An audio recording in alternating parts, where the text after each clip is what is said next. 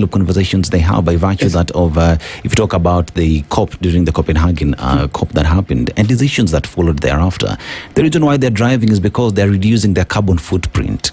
You know, that's why they're cycling to work and back. Exactly. If you go further north towards Norway, there are mountains there where individuals go to walk on Mother Earth with their bare feet in the cold to say they're feeling better. They swim in the cold sea because they say that has healing powers. Exactly. That is what others are doing.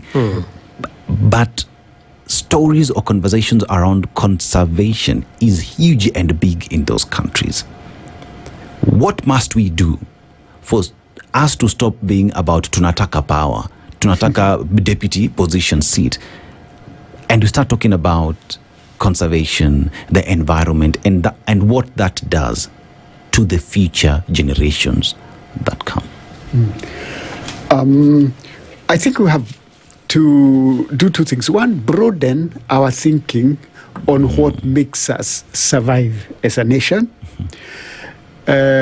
Survival of a nation, first of all, is to feed its people and to engage the people in a progressive development manner.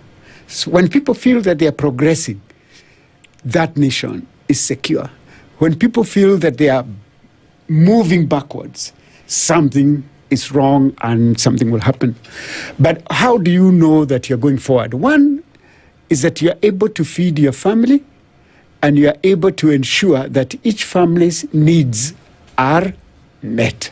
That's what everybody is looking for. Yeah. Of course, many people look for other wealth to show off or to do whatever. Yeah.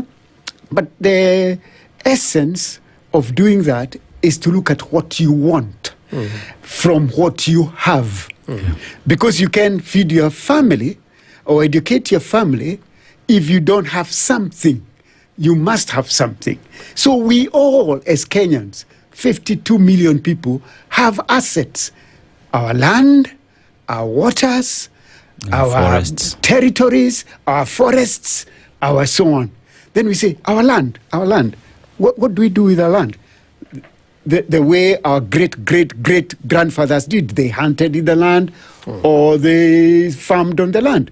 And then we say, now that we are better than our great-great-grandfather, how do we produce more food in a smaller space, and where should we protect as agricultural land? There comes the law. The law says this is agricultural land. And if you buy it, you cannot transform an agricultural land to residential or without authority. This is where we went wrong. We reduced that authority from being made by the people to being made by an individual in an office. So you apply for change of use. In Nairobi, when you apply for change of use, who sees it? Only the guys in Sakaja's office. Approving officers. Are we together? They approve it, and they charge you for the whatever. And for them, because income is so important, do you think they actually go there to figure out how does this land look like? Why are we doing? So they even change land that ought never to be built on into an apartment. So those are the problems that we are dealing with. In terms of survival, we seem to only concentrate on today. But survival means you plan for 50 years to come. That's how you survive a human society. You know, we don't do it just for today. We say, when we built my house where I live, we weren't building it for our life. We knew this house will outdo my life. So you build it, family, so that your children can actually use it. So it's the same with building a nation. You need to have things that will outlive you. That is why we do infrastructure like roads. That's why we do infrastructure like dams, so that we can hold water even for the poorer seasons. But even in land, we must say this land can never be used for any other purpose other than to provide food for the nation. So if you buy it, you know you're going to be a farmer. That is the way most of the developing world have. If you go to Canada, where I lived for almost 16, 17 years, it is very difficult to go to the prairies, buy land, and use it other than being a farmer. Canola, wheat. If you're not a canola or wheat farmer, get out of the prairies.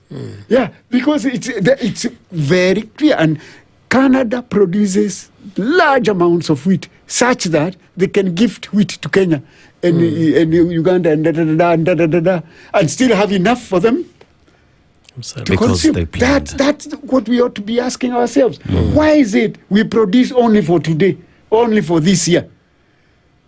Where are our grain silos? The first thing that this government did, remember, the grain problem? Yeah. Oh, so you are raiding the granary rather than going to the farmers and encouraging them and making sure that they are able to produce more. So those are the real problems that we have as a nation. And Prof, talking about those real problems and the kind of successful stories that you have shared with us from Canada to the granary, I'm just wondering, because this is almost similar to the engagements that were going on at Karura. Yeah. And what are some of the lessons that we can learn from that process, from the Friends of Karura Forest, and now build them into salvaging what's happening at the Nairobi National Park? If you look at Karura is a very small forest because of what I told you. Yes. It's just 1,041 hectares. And yet someone, because they're in government, can decide, I'm going to build a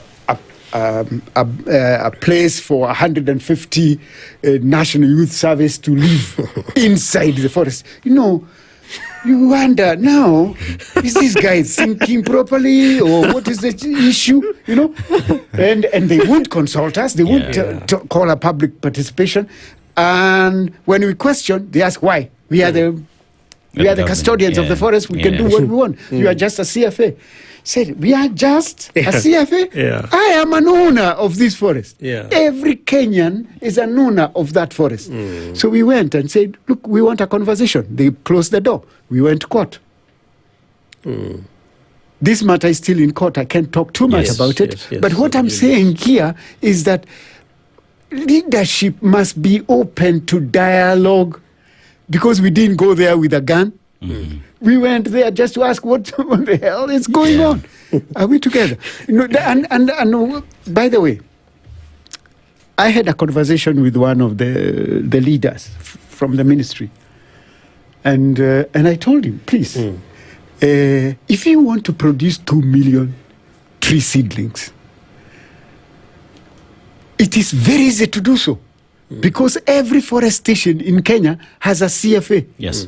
Just approach, call the CFA members, tell them, community you produce, 1 million, we produce 500, you will produce all the seedlings you want, and even specify which ones you want, and then target them to where they will be planted, because sometimes the supply does not gel with the consumer.